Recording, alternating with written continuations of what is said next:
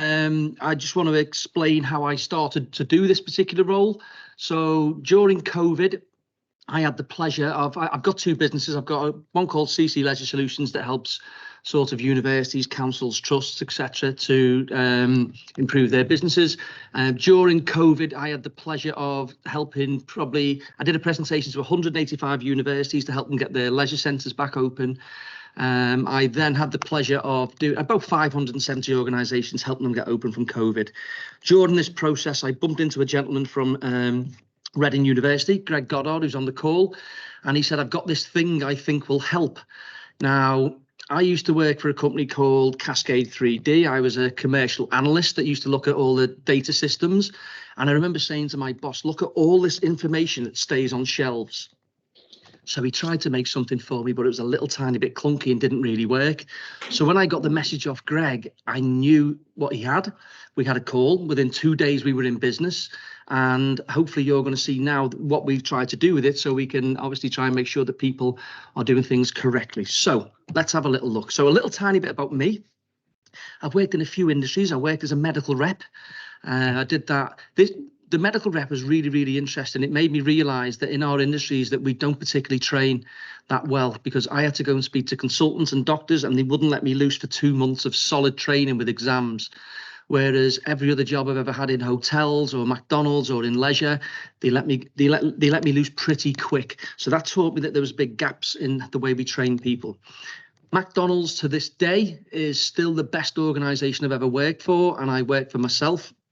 So that hopefully gives you a little bit of a heads up as to how good they are. I wouldn't say it was my favourite job, but it's definitely the best organisation in terms of systems and process.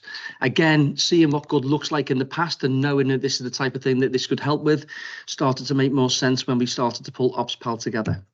I worked for the Via Hotels. So they were sort of big 5-star from the Belfry, Belton Woods, Village Hotels, all different types. So that was a really interesting insight. And I ended up being the national management trainer for LA Fitness in terms of fitness. So that's a little tiny bit about me. Now, the 10 reasons, the first reason is this, or why was Opspal built in the first place?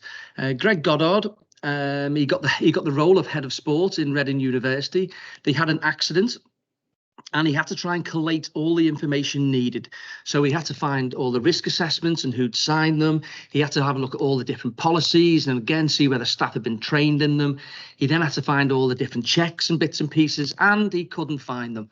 After about 4 or 5 weeks of trying, he realized he couldn't find them. They ended up losing the case. And therefore, Greg thought there's got to be a better way of doing this. So he went round, he had a look, he could find lots of problems that did little parts of what he needed, but he couldn't find anything that brought it all together. So the key behind this is reason one, we have to have access, in this day and age, we have to have access to information and bringing this all together so it's really, really easy. So our first reason is that this should all be at the touch of a button nowadays. It shouldn't still be on paper, it shouldn't be in folders, it should be easily accessible so we can start using the data. Now, a couple of things that we do is we obviously have logs in the back end of the system, so we can check for any date range, any task group, any individual tasks, any individual risk or procedures or anything like that by a team or down to the individual level. So it's absolutely key that if you said to me, I want to find out, well, we had one of our customers who had an accident and they had a fire, and in the past, it took them about 6 weeks prior to getting Opspal. They called me up. This gentleman was really excited that they'd had an issue, which doesn't normally happen. And he said, right, I need to find all the data. It took us 4 minutes, 26 seconds to get all the proof that the policies and procedures were okay and signed off, all the risk assessments, and that all the checks have been done on that particular day. Now, the good thing is once you know how many tasks and checks you need to have done, it then makes sense that before people go home on shift, we make sure that things are completed. So it solves a hell of a lot of the issues. And later on, I'll give you a little whistle stop of what a real site looks like. Obviously, thank you for Colin for coming on. Who's going to allow me to show that information. So you can see here, all the information needs to be readily available. The second one is this. Now, the amount of organisations that come on board, and they always say to me, you know, I think it's okay. Well, the difference between thinking it's okay and knowing it's okay could be huge. It could be the fact that you know, depending on how high you up you are in the business, it could be you that needs to go to jail or at least go to court. Now, if anyone's ever had the pleasure of going to court, which it definitely isn't, then you'll know that the questions that come at you, the information that you need to know, and the proof that you need to give is really, really important. So the key behind this, we now know, Colin's going to come out with some figures later on about how many tasks does it take to run your business per day. So Colin's going to give you a real life overview of that later on. But the key behind it is the difference is you should know exactly. I have questions that I ask at the end of demonstrations normally. One of them is, how many tasks does it take to run your organization per day? Another one is, what percentage of your staff have been fully trained on risk assessments, including every update? Another one might be, how far through the induction is every single member of one of your team? Once again, including updates. So I can come out with lots more questions, but the key is that this is information that we should know. It shouldn't be something that we're sort of guessing at or hoping that this is the case. So again, we give people dashboards. There's an individual dashboard for the so if Craig Campbell's on there, you'll know exactly what he's read, what he's done, what jobs he's got, any problems he has outstanding. We can do this for team, site, organization, but it's massively important that this information should be coming to you quick. A dashboard is designed around the most important information in your business. If this was my car, it's no good telling me that I was driving fast yesterday. It's no good telling me that I ran out of petrol yesterday, because I'd still be sitting on the side of the road. So the key behind this is making sure the key information for your business is readily available, so we know exactly what we're going through and where we are in terms of training, etc., and compliance of how things are getting done. Okay, it has to be for everyone. So whether the casuals, whether the volunteers, whether the part-timers, whether the cleaners, my question is, who's it okay not to train? In terms of your reputation or your standards, or wherever it is you're trying to do, who is it okay not to train? Now, casuals is a big key. I'm in an organisation today, and I did a mystery shop on them this morning, and their answer was to me, "Oh, yeah, it's okay. He's a casual." I asked them, did he pay less when the casuals are in? And they said no, apparently. So I was like, well, surely our job's to train the casuals. It will just take us longer. So let's say, for instance, I do 3 days a week, and it normally takes me 2 weeks to induct a full-time member of staff. Then obviously the likelihood is it's going to take 3 to 4 weeks to be able to train someone as a casual. What this system does, it gives everyone the information that they need. So if you can imagine, let's say, for instance, I'm working in a kitchen, and I've got someone whose job is a server. Then we add the person to the system, we add them to the team that suits them, and then it will say the servers need these risk assessments, here's the policies, procedures and training they need, and here's the jobs that we expect someone to do in that job role. So it has to be for everyone, and it has to cover everything. So again, we can see here very, very quickly, we can allocate these things out to teams or individuals. So I might know that there's going to be a manager on shift. I just don't know which manager it is, so I allocate it out to a team. Or it might be that I want to allocate this objective to a certain individual. You can do both or either, it's up to you. Also, what we have is the ability to develop people. So on the screen that you can see now, not required is Jamie Palmer, because this particular job or this task that we've set is not due to his job role. Now, if I think Jamie's an up and coming and I want to allocate him to that, you can see at the bottom there's an add users not in teams. This quickly allows me to upskill people so I can start to develop them ready for the next role, rather than wait until the next role happens before we do the training. So what we tend to find is that in organizations where this is in, this ends up becoming, someone will come up to the manager, ask them lots and lots of questions, and the manager will say, just Opspal, it's on there. Everything you need will be in there for every job role. Okay. Number 4, it's got to save time. Now, we don't have as many staff as we used to have. Most organizations I go to, because of, COVID and money issues and various bits and pieces, certain cuts have been made. So we were adamant that when we brought this product in, it had to make things quicker. So the fact that we can find out what's going on quicker, that's a really, really key point. The fact that when I'm doing a walk around business audit of the building, I can allocate the problems and it instantly goes to the people, rather than me having to go back to my desk and then take it off this piece of paper, put it on an Excel spreadsheet or put it on Outlook and send it out to people. And then also knowing whether these things have been completed. Again, all these things are things we would concentrate on, and making sure that we could build these things in. So you can see here, quick adds, quick problems. These things mean that it goes directly to the person. I used to do audits. I'd sit back at my desk. I'd then type everything out. What happens now is I do it as I'm on the move, because our product works on mobile, tablets, computers, anything that's got internet access. And what I tend to find is by the time I get back to my desk, some of these things have already been fixed, or people are already aware of them and they're already doing something with them. So it makes it massive. Now, also in terms of meetings, imagine, let's say, for instance, I work in accommodation and I've got the housekeeping team. Imagine if I could see every single thing that the housekeeping team have done. I can see every single problem that they've allocated out into the system. So, a light smashed in this room, this lock's not working effectively, the remote control needs to be changed or needs new batteries, whatever it may be. All this information we can see. Now, it might be that you've got certain members of the team who have never found a problem. Well, that becomes a different training issue.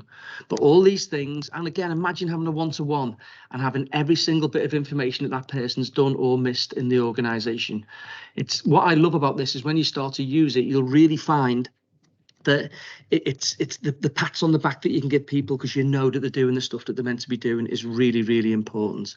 So it just brings it all to life for us. Okay, number 5. Well, do you know what? There's so much to remember.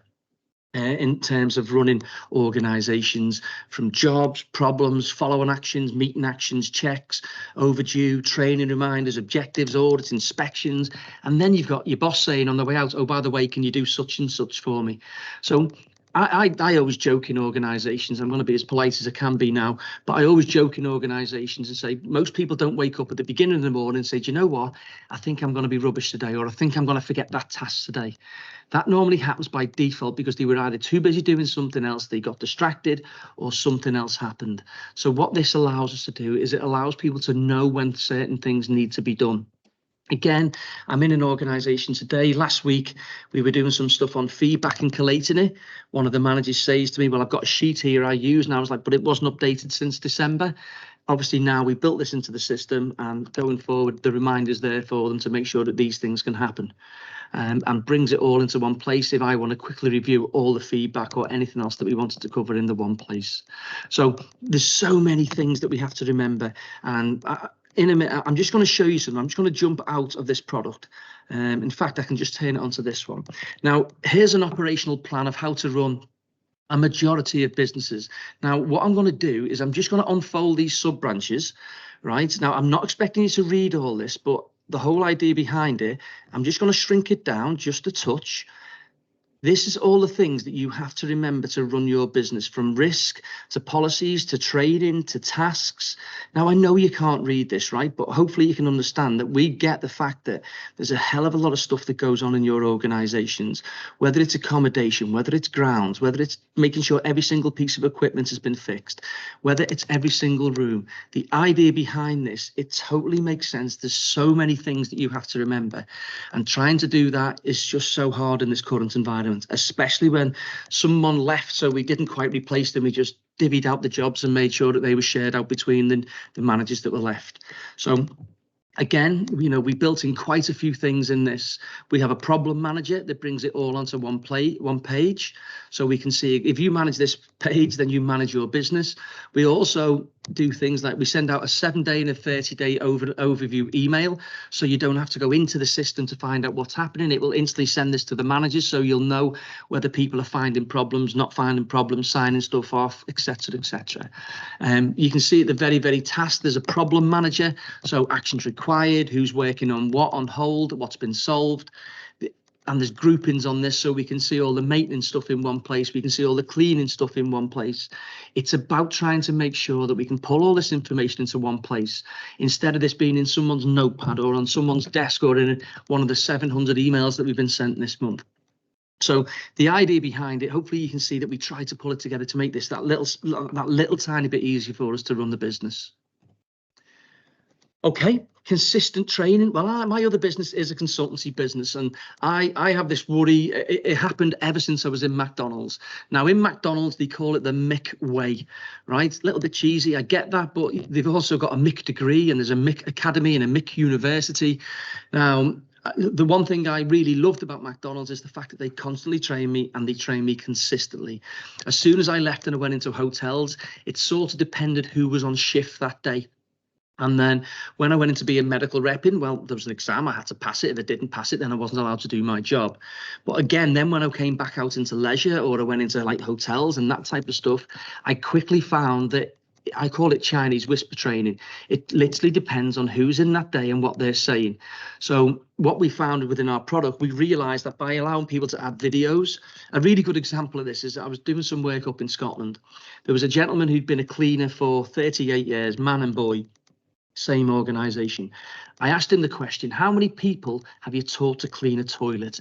And he said, I don't know, 400, 500 odd people. And I said, that's brilliant, just one more. Just one more time, that's all we need to do. We went in, we videoed it, we got our phone, we didn't need any big equipment or any kit. We got our phone, we said, here's the cleaning cupboard, here's the chemicals that you need to use, here's the PPE that you need to put on. Right, you lift up the toilet, you get round here, this is where it splashes, make sure you do this bit, and we could talk through it. We now know that every single person in that organisation gets trained to that standard, and now that person doesn't have to leave his job in order to train this in. So Johnny Doherty, I'm not sure if Leeds Beckett are on this, but Johnny Doherty, they had 6 receptionists start in the university. Johnny rang me up 3 weeks into their induction saying, Craig, I can't believe it.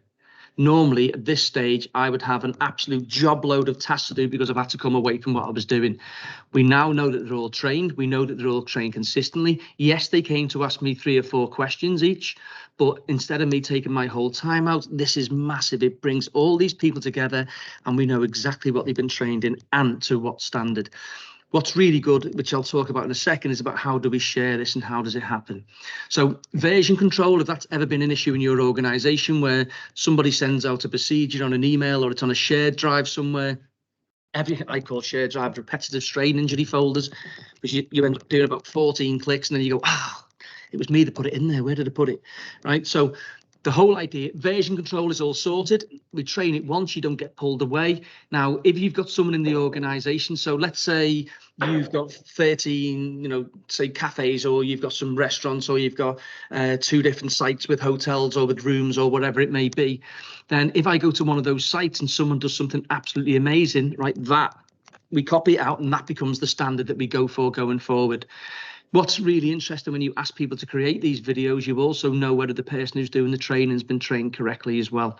So, and again, could you imagine having your induction on you at all times? So in terms of managers, all those questions that you go asked, how do you do this? How do you change the printer roll? How do you do this? Where do we do how do we do the stock for this one?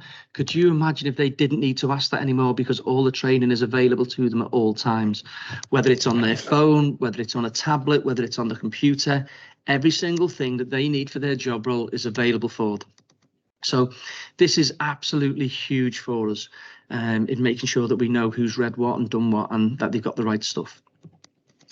Okay, best practice, which leads me on to the bit that I was just saying there, is that I see what I call pockets of genius around organizations. So I'll go into a certain organization. So let's say I went into a certain cafe and I'd be like, right, that display is amazing, right? And then I'll go to another cafe and they don't have it because they've got a slightly different manager and they do it a different way here. Well, if McDonald's taught me anything, it was about consistency and best practice. So I always thought, how can I make sure that these things can get shared and can get shared quickly? Excuse me.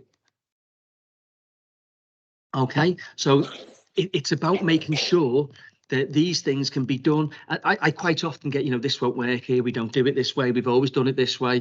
I understand that happens, but this is about trying to get our businesses to be as sharp as they can possibly be. And by making sure that these people in the business who are amazing, they're the ones who set the standard, not the ones who are on shift. So best practice is really good. Again, we have a simple copy function. So what you basically do here is you copy it to the master. So let's say I'm at one of the cafes. I go into the cafe, I see something amazing. I have a look at the training he put together. I copy it back to the master. I can now say to all the other sites, right, this is the standard going forward. And then what we also did is we've created this thing called Opsmunity. So don't have a go at me, it's a little bit cheesy. It's from your old McDonald's days, I don't mean it. But the Opsmunity is our Opspal community. So the idea behind it, we did a session the other week with a lot of the universities on how to best induct staff. So if you could imagine this, what happens is we've got 14, 15 different universities already on our books at the moment.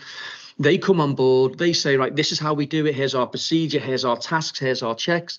Now, once all these different organizations start to give us all these different things, what we basically do as an organization is, let's say, for instance, right, so here's all the questions you should ask pre-induction. Well, let's say that they've got some, so this sheet here has got 14 things on it, but they've got another 2 that they haven't got. So the master now has 16. We create these best practice master documents from Opspal community, and then we go, right, there you go, they're yours. So these pockets of genius, when I go into a particular, if I was in York University and they've got a particularly good open or a particularly good handover or a particularly good meeting that they're running, then I can simply say, look, as part of the ops community, let's share this stuff, let's get it out there, and let's see whether we can improve other people's meetings. And in the process, like you say, the person who had the best sheet might find 2 or 3 things that they improve by. But what happens is we start to really, really learn from this stuff and make sure it's as effective and as it can be in the organization. But it's so easy to do. Hassle-free inductions, right? So I remember when I first went into De Vere Hotels, I was getting inducted, and I remember the member of staff saying to me, is there anything else you need to know? And I remember thinking, I don't know, because I'm new. I thought you knew what I should know. But I quickly realised that although De Vere had lovely 5-star hotels and run massive events like the Ryder Cup and all that type of stuff, is that they left this down to the individual's devices. So again, when we built this product, we knew that this had to be something that became easy and quick to know exactly what needs to be done and exactly what time frames. So again, imagine I'm a receptionist, but I also do a little tiny bit of cover in the back of the kitchen. So I should then need to know all the procedures for kitchen and reception. In our product, you'd literally add them to the 2 teams, 2 sites, 3 sites, whatever it is, depending on what, and then they will simply be asked to do the training that they need for that particular job roles that they're doing. Now, in regards to inductions, I quite often see people getting the beginning wrong, and then they wonder why the middle and the end's not as effective as it could be. Now, again, if I go back to the one thing that McDonald's taught me, it's about getting people right at the beginning. Whether we like McDonald's, whether we don't like McDonald's, they're one of the largest brands in the world and they're all franchised. They're not even owned by McDonald's, and they still have massive consistency. And that massive consistency comes from getting the beginning right in the first place. And I mean right down to every single question, the really, really small things like, how do I fold the toilet paper? What do I did some shadowing in an accommodation place the other week, and this girl was basically, she wiped down some of the sinks and then she cleaned the glasses with the same that the people are going to drink from in the hotel. And I was like, oh my word. Now, I know this wouldn't happen in your sites, or we hope it wouldn't happen in some of your sites, but it's little things like this where this should be the standard. Everyone should know exactly what that is. So making this as easy as possible for people and not taking people away. And the development for the next role is also key. We should always be looking to backfill, and this product allows us to do that and to bring it into place. Okay, so you can see here, one of the teams on the left, duty managers, it tells you who's in the team. It tells you what risk assessments that team needs. It tells you what procedures they need. And then it also gives you a breakdown of every single job they would need to do in that job role. So this is really, really important. We all have job descriptions. I totally get that. Sometimes I see job descriptions that have little phrases on like, and please do anything that the manager asks, which sort of voids the rest of the form. But what this basically does, it means that this will tell them every single thing that that person's going to need to do in the future. Okay, of course, we have individual dashboards so we can find out their percentage, what they've done. I'll show you that in a second. But the key behind this is it's about, if we created a new team, well, what information do they really need to know? And how do we make that easy for us to make sure that we can get that done? So inductions, we've got to get the beginning right. It's massively important. It's the stitching time that saves 9, which means that quite often I call it hindsight training. We wait till something goes wrong and then we train them how they should have done it in the first place. So again, we can prevent that, and it goes back to my McDonald's roots of them sort of teaching me how to do that. One-to-ones. Oh, okay. To me, the lifeblood as a consultant, the lifeblood of any business is sitting down, making sure that people are on the right track, and making sure that this annual process that we have to do an appraisal or whatever it may be, the one-to-one should be the 11 things to help them get there. So what we did, because one-to-ones are quite tough, is now, if you could imagine, every single piece of information that you would need in one place. Have they been trained? How many tasks have they completed? What's outstanding? What do they need to do? How can we develop them? risk, training percentage, task completion, problems fixed and added. It gives you every single thing without any work needing to be completed. Okay, so to me, again, like I said before, this is the lifeblood of any business. It's one of the first things I ever did as a consultant or a troubleshooter, is to sit down with the individuals, find out how they tick and how I can help them, and find out where they're at. Once we find out where they're at, we can help them get to the next place. But this is a really, really key. I keep going to organisations who are too busy to do one-to-ones, and I tend to say to them, look, if you're too busy to look after your staff, then please don't. They might be too busy to look after your customers. So I think massively important. Okay, and the last reason was about trying to get this all in one place. Okay, so again, as a troubleshooter, I did troubleshooting for Fitness First and some other different companies, and when I was in Devere, and the biggest problem I had was trying to find out what was actually going on. Now, what we built into this product is absolutely key. Okay, so there's dashboards for the individual, for the team, for the organization, for risk, for compliance, for training. There's a training matrix built in there, etc., etc. So trying to bring all this information into one place was absolutely key. Now, that's me. That's enough of me talking, I feel. Now, if you have any questions, please file them out. We do have Colin Pratt on board, who actually has this product in Glasgow.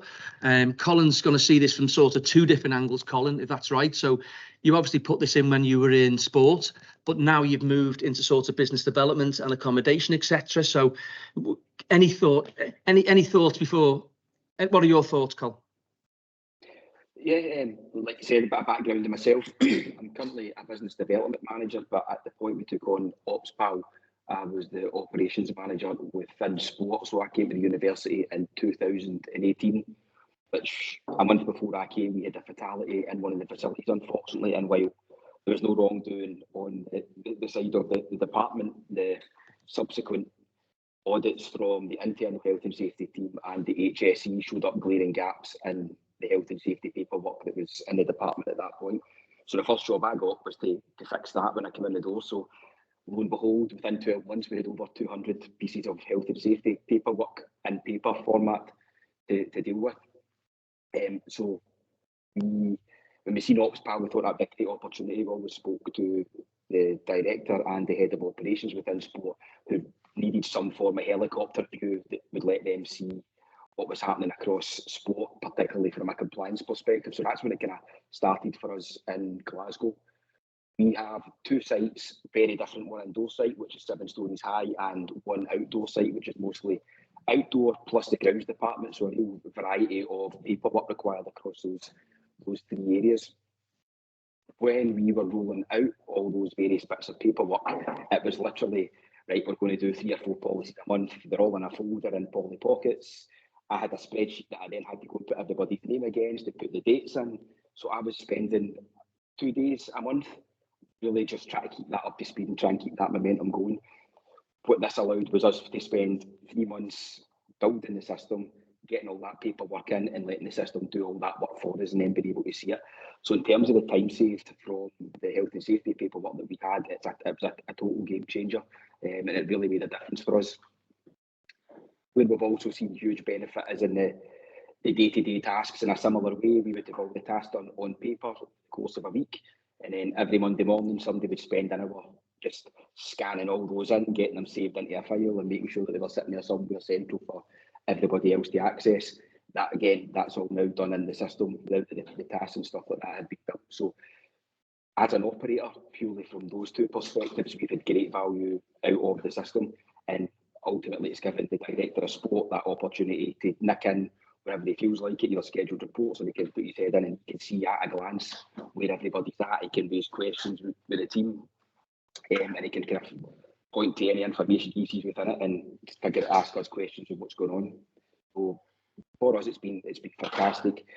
I get the duty managers to do the majority of the work myself, with the duty managers done the work because they're the ones that were handling most of the stuff that we were uploading, and it was important that they were part of that process. So they've totally bought into it. They own it effectively because they've been part of the build, and that subsequently went on to the team. So the team now have tablets, mobiles. They can access the documents in the staff room. They don't need to come through to the staff room. Get them on their phones if they're happy to do it. So it's just so much easier in terms of accessibility for all these documents for the staff, and we're able to get through them a lot quicker than we were doing, certainly in word paper and folder format. So that was a key benefits to us, as Craig touched on there. It's allowed us to do a bit of data collation on the number of tasks it takes us to do over the course of a day. So we figured out in our big site, we had approximately 200 tasks a day that get done, and in the smaller site, 24. So in terms of resource allocation and stuff like that as well, from an operations perspective, it allows us to have a bit of data behind any decisions we make with those resources and any kind of arguments and stuff like that about how they're best shared. Duty managers love the system because what we always got was this person's not doing this person's not doing that, and they're all pulling their weight. This allows us to say, well, actually, there's evidence there, and on a one-to-one basis, you can commend people who are doing it well, and also when you can see people aren't picking up any of the slack, there's evidence there to go and tackle with it without having to go through sheets and sheets of paper over a period of time. So again, from the one-to-one basis, it's really added value to what we're doing. We're using it for loads of different tasks, whether it be changing rooms, whether it be the pool plant checks, and it's been ideal for that because it allows us to add problems and triggers if we're running low on any chemicals or materials and stuff like that. And then the problem goes straight to the right individual, right up to doing the building checks and our health and safety and compliance checks. And we can also log stuff such as fire risk assessments and stuff into sections of the portal as well. So we found real benefit in it. The marketing teams tapped into using it for some of their stuff as well. So even beyond Ops, which is where it was kind of born for us in Glasgow, it started to kind of grow legs and get used elsewhere within the department as well. But the big thing for us was probably that culture change and getting the right people involved at the point of building the system, because it's those people that are going to own it going forward. And that's, I guess, if anybody did take on it, would certainly be where I would put the real focus in, is take your time to get it right, spread the load so that everybody who's going to be key going forward is involved in it, and then kind of we can share that culture out wider across the department. I guess the last thing I'd probably touch on, Craig, is you mentioned there about the ops community, and I've worked with loads of software providers or system providers where they offer these opportunities and they're not very well taken out, but the ops community is really successful. I was speaking to Derek, who kind of leads on it now from a sport perspective, and he was saying how many people were on the call the other day, which is kind of testament to that level of support, that say people are genuinely buying into the product and making it a success moving forward and learning off one another, and that type of kind of best practice system that's been set up by you guys. Well, and I think what's important, Colin, is the fact that, you know, sometimes we only know what we know. Right, and that becomes the issue, is that because we know what we know, we do what we do.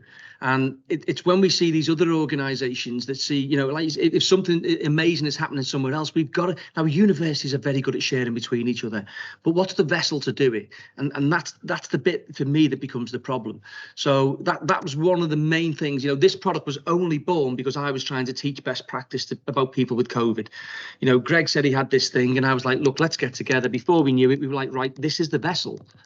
Right now, to me, it doesn't. What we've quickly found is that we go into a university like Glasgow, for instance, through sport. Then we're looking now to go into estates. We're now looking to go into sort of accommodation. We've got organisations where we're looking to go into like catering, and you know, we're already in shops and you know we can do free whatever checks you've got, we can build in. That's what we quickly realised. We're now in aerospace. We're in retail. We're in manufacturing. You know, so. The key behind it, if you've got risk in your business, if you've got policies, training, procedures you want people to, and you want to know whether they've been done or not, if you've got checks and jobs that you want people to do. Now, what I will do now is I'll give them a little tiny whistle stop, Colin, of Glasgow, if that's okay, mate. Yeah. So I'll share that over. I will then, will it allow me? There we go. Right. So this is, it's probably going to ask me to log it. There we go. So in the university, in the sports department today, we can see that 9 people have logged in today. I can see that every risk assessment is up to date. So there's been 3 reminders sent out here. So the people who own them, that'll be within their bell. I'll show you that in a minute. We can see that all the procedures are up to date. Now I can see they've done 90 tasks in the Stevenson building. There's 5 available now and there's 1 overdue. So if I now go to Stevenson and kick into this, so I can see here that the department, so they've got some tasks available, but they're not. So this is where the one that's overdue in the duty managers area. So I've got this little view. In terms of their risk assessments, let's see how compliant they are. So if I click on here, they're 88%, which is pretty good. I'll take that. That's been slowly moving up, Col. When we first did this, it was around about 47, and now obviously, I'm not saying it's because you've left me, because I know you've moved on to better things, but Derek's controlling this and it's going in the right direction, which is amazing. Procedures. So in here, it doesn't matter what the procedure is, but how to set up a badminton activity court. Here's the standards. We know what we need to do. They can't say that they don't know this. Now, like we said before, adding videos, things like that is easy. Again, how well trained are they? So if we have a look at this particular one here, so the children's administration policy. So here's all the people that have read it. That's brilliant. And here's the people that need to read it on shift. And if we wanted to upgrade any of these people, we simply could by asking them in here if they wanted to read it. So we have this full overview. Now, the good bit of this, Colin, is once we dig into their particular site is having a look at the tasks, right? So we can see here that one's overdue. Okay, so the door update that was last done a month ago by Jersey. We can now see that these 5 things that are available to be done. Okay, all these different things will click in it. So as soon as one's been completed, it grays out until it's next due. If I go into the logs and have a look at what was done in this organisation today. So the idea behind it, let's just pick today's date. So 5th and filter. Okay, so here's every single thing that's been signed off, every single thing that's been done. Now, what's really important is I can break this down to the team, to the group, to the individual. I can go down to any level. Now, one of the main things that we found is you hit the nail on the head before with something, Colin, was I was in a site the other week and there was a girl saying to me, I'm the only one that does anything around here. I was like, okay, brilliant. Let's have a look then. I jumped onto the system and I was like, well, you're a manager, right? You've done 32 things this month. Every other manager's done at least 100 things. So you're not the only one who does anything, but that's fine. Also, you haven't found one problem since you've been doing any audits or checks around the building, and you haven't completed or signed any off. Are you sure you're the only one that has a go? Well, funnily enough, that lady is now logging problems and signing stuff off, right? So it's the ability to be able to retrain people knowing that they need it. We had a site that there was one of the catering outlets that we've got. They do like a store audit. Has the food been FIFO'd? Has everything been moved around and all that type of stuff? And are the fries tiny because people keep smashing? That used to always happen in sort of because the way that people are doing deliveries, etc. So they'd go in and do these audits, and the key behind it is the actions are happening before they finished. It's absolutely essential that in this day and age that's how it should be. Are we finished on what we're trying to do with the product? Anyone who knows, York University signed up with our product as did Glasgow, Colin, with version 1.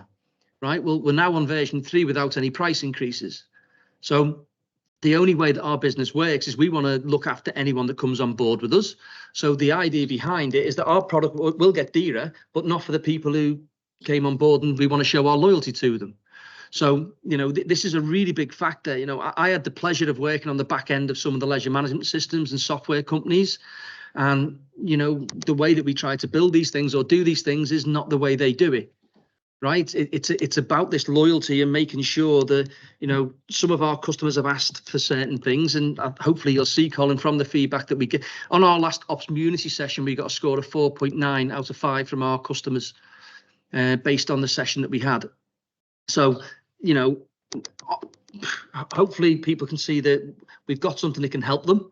Are there any questions from the floor? I've seen lots of people writing little bits and pieces down and a few nods and shakes. So are there any questions from the floor?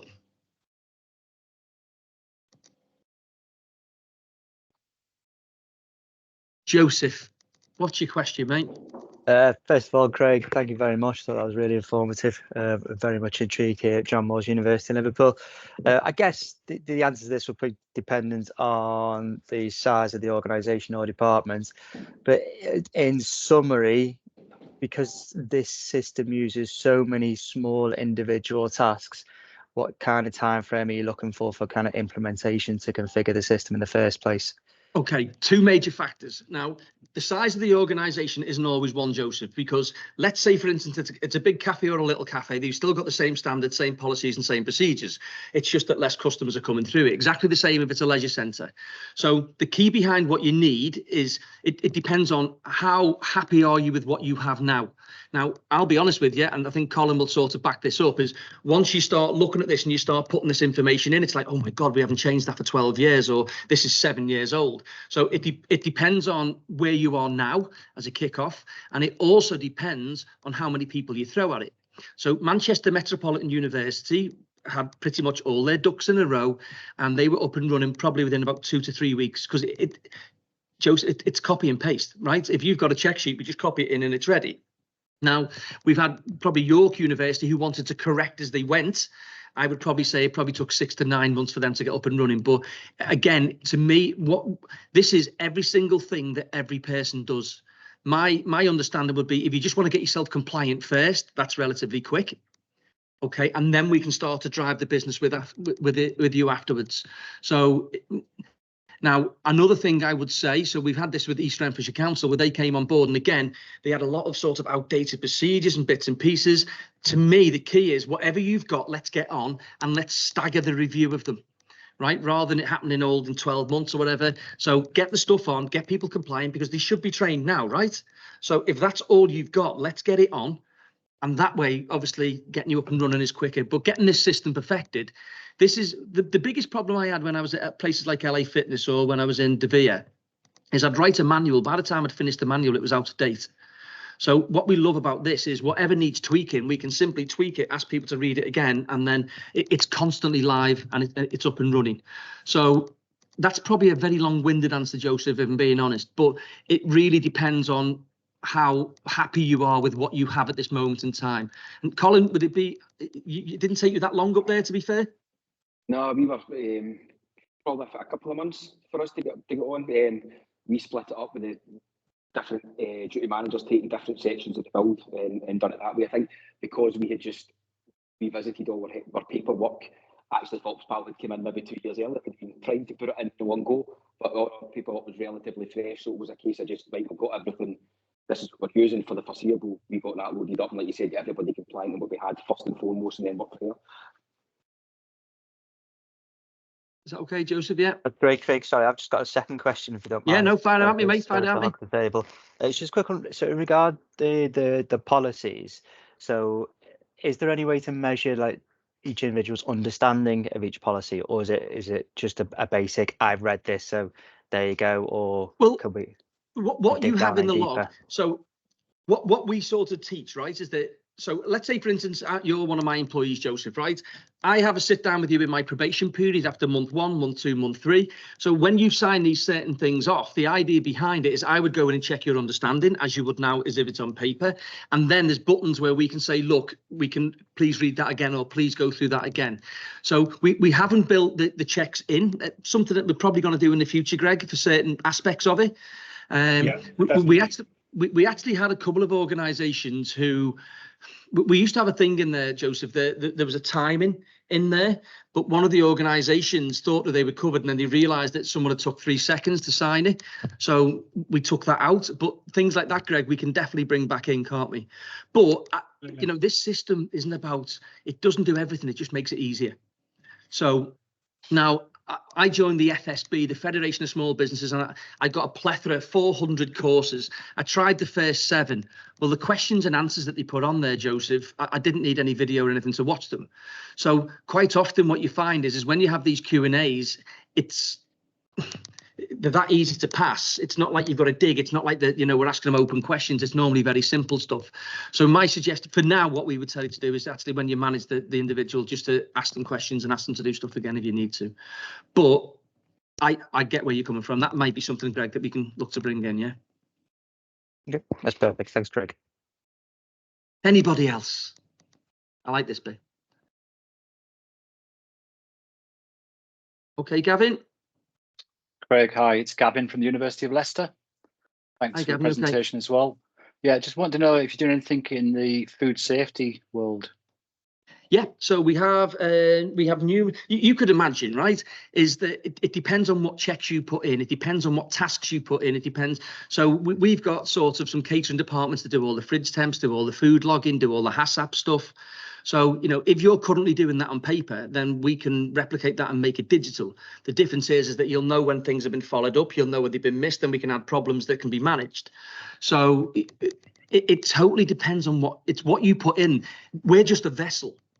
Right now, whether that's in aerospace, whether that's in a factory, whether that's in a food place, it really doesn't matter.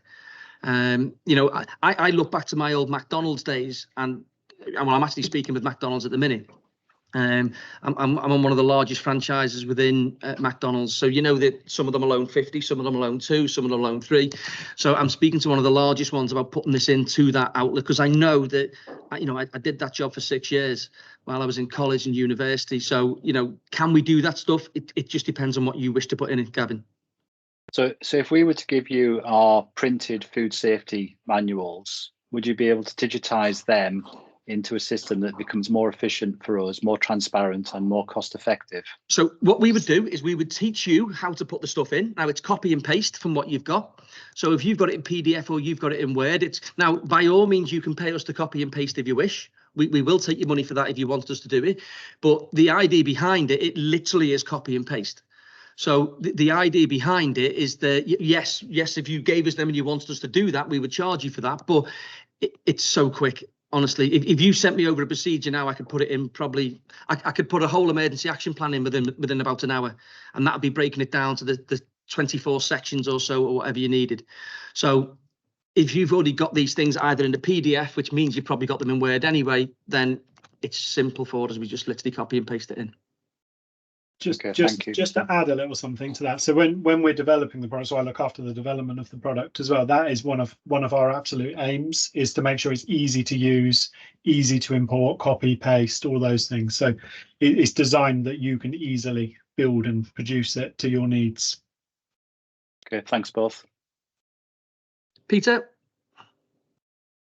Hi, I'm from the University of York, but you guys are with sports with us, but we're from the catering department, so we're just looking at your side as well. But we noticed on the website you've got asset management as like a part of your roadmap, and that's part of our problem, is trying to link training to assets within our systems currently. So we're just looking at what would yours look like if you were going to go forward with that? Well, everything that we build is built specific for what you need it for, right? So the idea behind is that let's say, for instance, so asset management is, we're probably, where's that, Greg, in our pipeline? Probably about 18 months. It's about 18 months down the line, isn't it? Absolutely. So the next app we're going to do is an auditing app that will do various different things. You can audit HR, finance, blah, blah, and it'll send tasks back.